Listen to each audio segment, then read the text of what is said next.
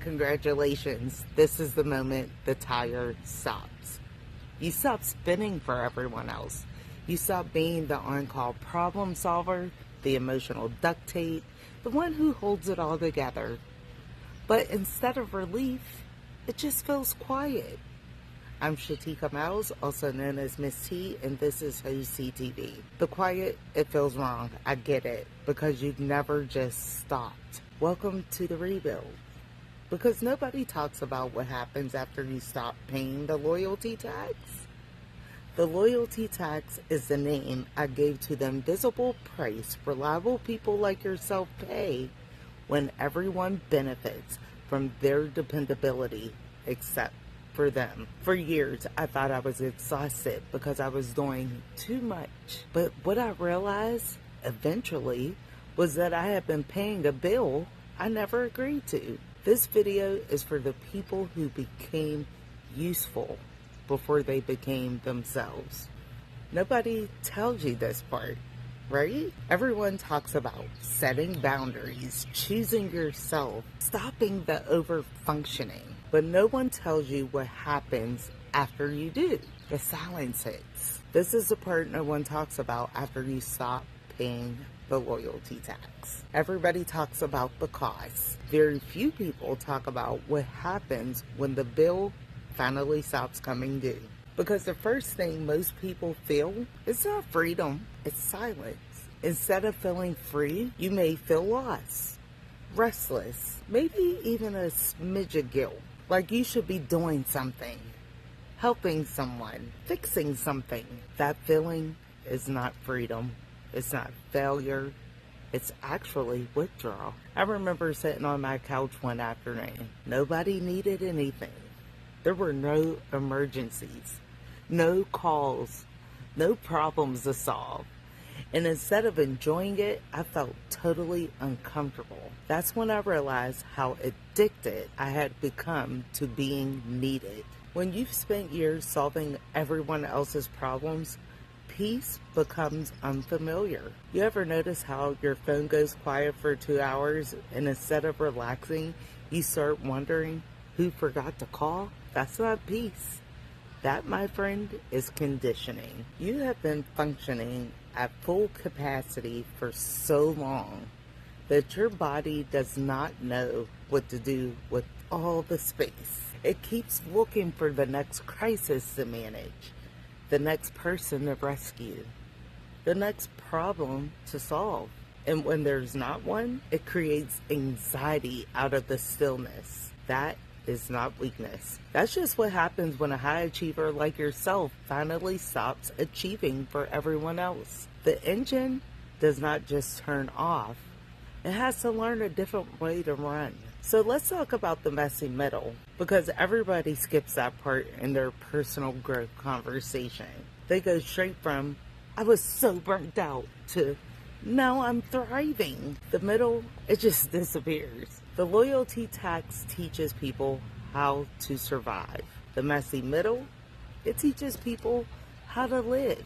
Those are not the same thing. The middle is where most people live for a long time. And if you're the reliable one, the fixer, the strong one, the person everybody calls before they call themselves, then you know exactly what I'm talking about. And if you're right there right now, I need you to know it's supposed to feel like this. It should.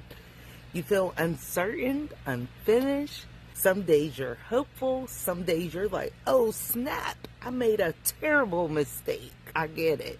I told you this channel was built on lived experience. All right, let me tell you what the messy middle actually felt like for me. The first time I stopped showing up for folks, especially when they expected me to be there, people were upset and I just let them be. I didn't explain myself. I didn't apologize. I didn't rush to fix their feelings about my decisions. I just let them be upset. That was one of the hardest things I've ever done, because my whole identity has been built for years around making sure nobody was upset with me. But here's what happened after. They survived, and so did I. That was the day I learned some people were attached to my availability, not my well being. And for the first time in such a long time, I felt like Shatika, not the version that managed everyone's emotions, not the version that kept the peace at any cost. Just me, choosing. That is what the messy middle gives you, especially if you stay in it long enough. It doesn't provide comfort, it provides clarity. Some of you have gotten so good at surviving your life that you don't even notice that you stopped choosing it. Meanwhile, your own life is sitting on a back burner, getting reheated for the third time like last week's leftovers. And if you're nodding your head right now, do yourself a favor and subscribe, because around here we talk about the patterns high achievers normalize until burnout starts feeling like their personality. That is exactly what Who's TTB is all about. And if you want a practical tool to help you navigate this exact transition, be sure to grab my guide, You Work Too Hard for a Life That Ignores You. It's available right now in the description for only $9.99. All right, let's get back into this loyalty tax, shall we? You know what a seed looks like between when you plant it and when it breaks through the soil? Nothing. It looks like nothing is happening. But underground, every single thing is happening. See, growth, it rarely looks like growth while it's happening. Most of the important work happens when nobody can see it. The root system has formed, the structure has been built, the foundation is settled, and right now, you are in that underground phase. It does not look like much from the outside, I understand, but everything important is happening right now. So let me tell you what the rebuild is actually about, because most people think it's about finding a new purpose or a new passion or a new direction. It's not. Nope, it's not. See, the rebuild is not becoming someone new. For me, it looked like planting a garden. Then I make soap. Then I write articles. Then I build tools with AI. But none of those things existed in my life when I was spending every ounce of my energy maintaining everybody else's expectations. That is what the rebuild actually looks like in real time. It's not a vision board, it's receipts. It's remembering who existed before usefulness became your identity. The rebuild is about returning to you, because the loyalty tax, it never just takes your energy. It continuously takes pieces of your identity until you no longer exist. It teaches you to become useful before becoming yourself, and eventually you forget those are two different things. The rebuild is where you reverse that process. I see you. Okay, so not a new version, the original one. The one that existed before you learned to perform reliability, before you learned to suppress your needs, before you learned that your value was tied to your usefulness. That person did not disappear. He or she just got buried under years of functioning. The rebuild, it's a slow process of excavating them out. It's not dramatic. It doesn't happen overnight. It's definitely not on those vision boards, and it's not a new morning routine. It's real, slow, honest work. Are you up for the challenge? The first boundary I had felt was terrible. Not because it was wrong, because I was not used to hearing no come out of my own mouth. True story. See, the rebuild is the one day where you chose yourself without explaining it to anybody. Nothing grows in constant noise and motion. Plants, they need stillness, darkness, time underground before anything visible happens. And guess what? You're the same way. The stillness you are sitting in right now, the quiet that feels uncomfortable, it's not emptiness. That is the condition for growth, and it's just right. Stop trying to fill it so fast. Stop reaching for the next thing to do or the next role to play, the next person to help. Just sit in it. Even for 5 minutes, it counts. Ask yourself, what is trying to grow here? The rebuild, it doesn't happen all at once. I continuously say that because it's true.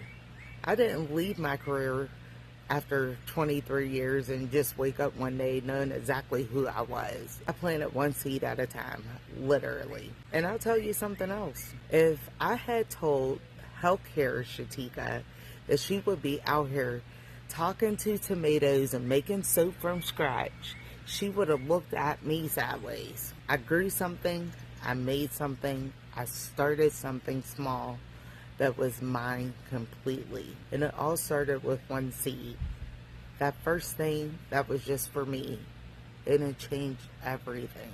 Not because it was big, because it was chosen by me. You don't need a plan. You don't. You don't not need clarity.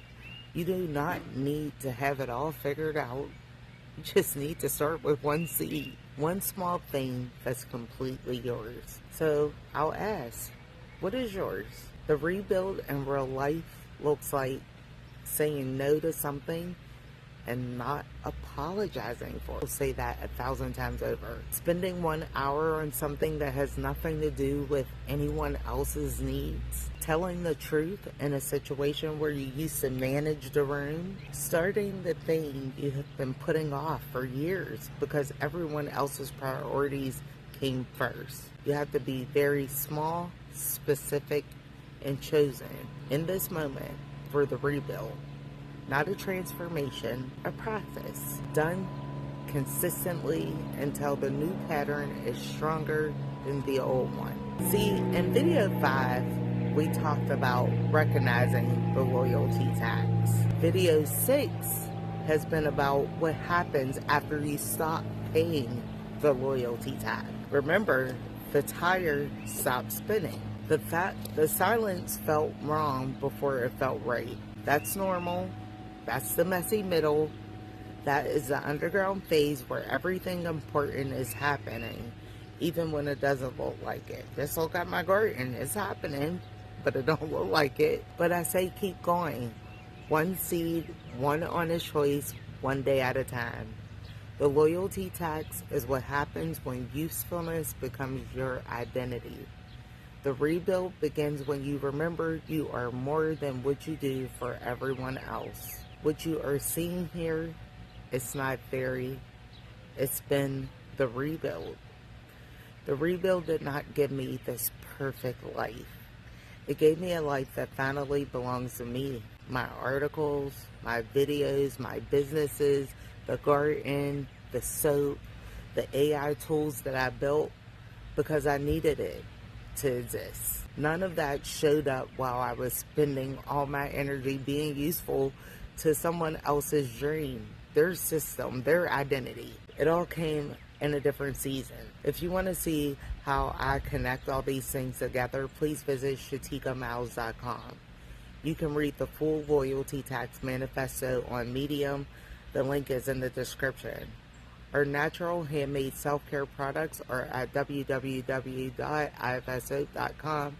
Snapcaption AI is coming to Google Play sooner than later. Need 5 more testers. And it all exists because I stayed in silence long enough to hear myself, and you're next. You're next. I feel it. For those who are unfamiliar, I'm the gas station. I fill you up so you can move. But here's the problem. Everyone keeps pulling up needing fuel. Nobody asks who fills the gas station. You just remember you still have to drive. But here's the question nobody asks. Again, who fills the gas station? Not what people told you should fill it. Not what looked good on paper.